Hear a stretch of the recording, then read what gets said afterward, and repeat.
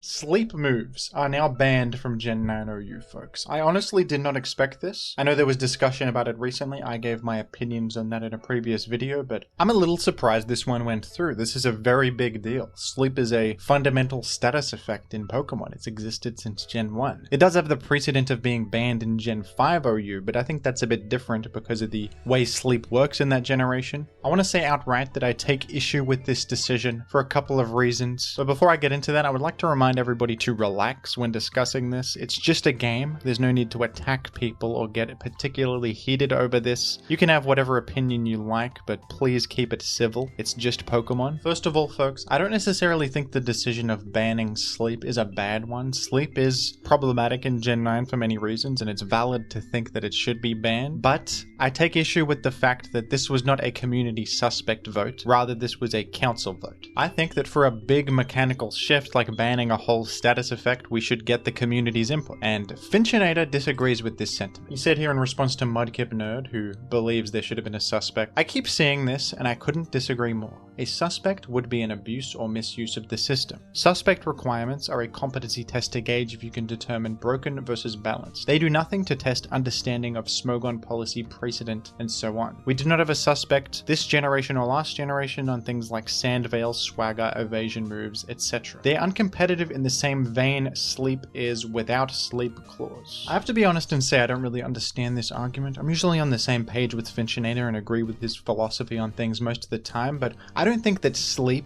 is on the same level as things like evasion, confusion, fissure, one-hit KO moves, things like that are more obviously RNG based, bring variance into the game, and are uncompetitive in a more obvious way. Sleep has a history in competitive Pokemon of providing something valuable, in my opinion. With sleep clause, I guess that's the key part, without sleep clause, and he's right in that sense that without sleep clause, sleep is a totally broken mechanic in 6v6 singles. But we do have sleep clause, folks, and I for one think sleep clause is good. Part of the argument for banning sleep here is because sleep clause itself cannot be replicated or enforced on the cartridge. Personally, I don't think this should be a factor at all. Adhering to cartridge accuracy as much as reasonably possible is a good thing. I mean, we can't go as far as changing Pokemon's stats or movesets or stuff like that. It's clean and nice if we can just play the format with a rule set alone, but honestly, in multiple different formats, that's not possible. Not just because of sleep clause, but in Gen 1, there needs to be freeze clause, or that generation is totally unplayable, to be honest. I don't know if you know this, folks, but in Gen 3 OU, the order that Sandstorm happens and various other effects happen is determined by a coin flip at the start of the game on the cartridge. And on Showdown, that was changed to be based on speed, so the faster Pokemon will get hit by Sandstorm first, rather than it being decided by a literal coin flip, because that is obviously random and stupid. So I think some modifications to the cartridge experience are totally fine. I don't think a decision like this should be made based on the idea of simplifying the policy so that it can be played on cartridge. One of the advantages of being a simulator is that we can mod the game if we need to, and Sleep Clause is a mod that has existed for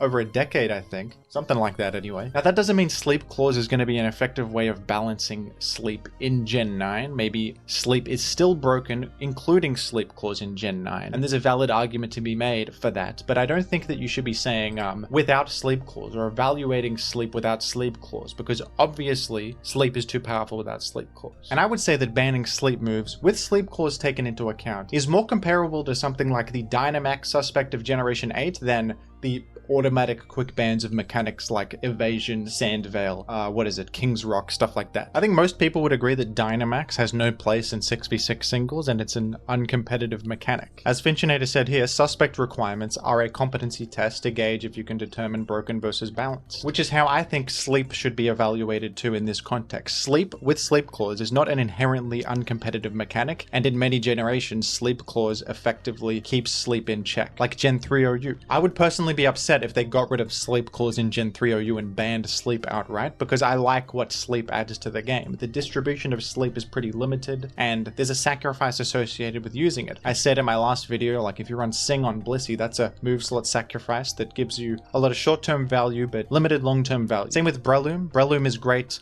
early game momentum generator, but it kind of fizzles out late game. The momentum you generate from sleep can come at a cost. So I don't think it makes sense to say that you're evaluating sleep without Sleep Clause in a suspect test. I think everyone would probably vote in favor of banning sleep if Sleep Clause clause wasn't a thing. Now, despite everything I've said, I think that there is a very good argument to be made that in Gen 9 specifically, sleep with sleep clause is a problem. If we look at the power of sleep in the past couple of generations, sleep was not a problem at all really in generations 8 and 7, largely because of not only the inherent counterplay of grass types being immune to powder moves, but also the presence of Tapu Koko and Tapu Fini in the metagame. These are extremely common metagame Pokemon and not only good in their own right, but they provide a huge amount of counterplay to sleep. Electric Surge makes electric terrain on the field, which causes everything grounded to be completely immune to sleep. Tapu Fini does a similar effect, but everything grounded is completely immune to all status, so this is a very easy way to keep sleep in check. And if you take a look at the most recent gen without those mechanics in the game, it's Gen 6. Let's search for Spore in Gen 6. The only things that come up are Amoonguss and Breloom, who I believe are just balanced Pokemon that aren't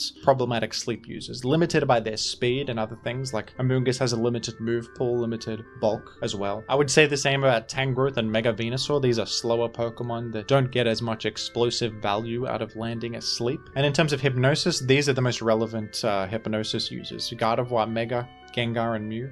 I've personally never even heard of any of these Pokemon using Hypnosis in this metagame. Gengar probably could, it's reasonably fast, it could get a lot out of it, but you would be sacrificing other important moveset options, there's trade-off associated with that. It's not going to be such a huge issue that it's dominating the metagame or causing huge problems. But Gen 9 is the first time in a while where we don't have the anti-sleep terrain mechanics in the game, and also Pokemon that have access to sleep are really fast and can get a huge amount of value out of landing that sleep. Game-winning value. There aren't actually that many instances in Pokemon history where a Pokemon with access to sleep can get such value out of landing the sleep that it's a huge metagame issue, but in Gen 9 we have two examples of this, two glaring examples, which are Darkrai and Iron Valiant. I think this is the main case to be made, that sleep is some sort of problem in the metagame. I don't think we should be talking about the fact that sleep clause can't be replicated on cartridge. Sleep creates situations in Gen 9 OU where a fast threat can win the game if they land a Hypnosis, and the counterplay to sleep are weak to these two Pokemon. Goldengo is weak to Dark, Iron Valiant can cover it with a knockoff or Shadow Ball as well, and Garganacl is vulnerable to Iron Valiant. Close combat.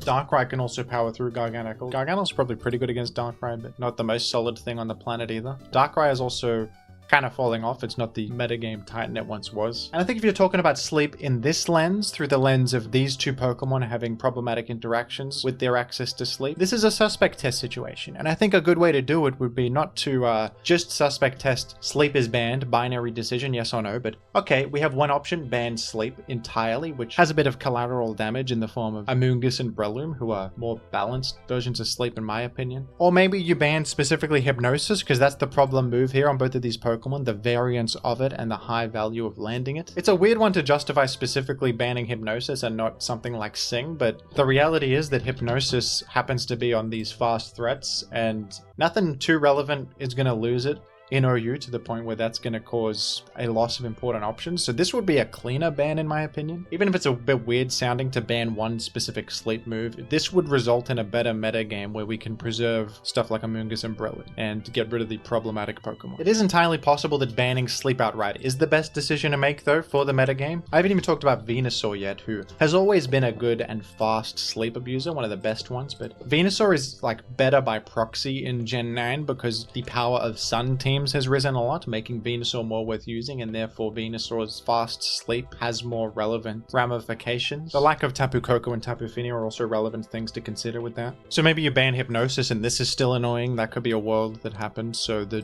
cleanest way to do it is to just ban sleep outright. My issue is just with the fact that we're not taking the community's opinion into account here. This is not a suspect, which I think it should be. I don't think that this is an uncompetitive mechanic on the level of variance-inducing effects like King's Rock, Evasion, one-hit KO moves, stuff like that, which can be quick banned without community votes. I think that this is more like Dynamax, where it's a bit up in the air. Most people probably agree that something should be done, but it also shouldn't be done without community input, because this is a big mechanic that has precedent of existing and being balanced in various other generations. It's not like it's so inherently uncompetitive that the decision should be made by the council, at least not in my opinion. But I think the biggest biggest drama in this entire situation, and my personal biggest issue with Finchinator, is the fact that he made an account on Pokemon Showdown called Jimothy Hot, which I didn't personally authorize. The presence of Jimothy Hot on the high ladder has done irreparable damage to my brand, and I'm personally going to be pursuing legal action. Anyway, folks, what do you think about this divisive issue? Are you happy with the sleep ban? Are you unhappy, and why? Let me know down below in the comments, and thank you for watching.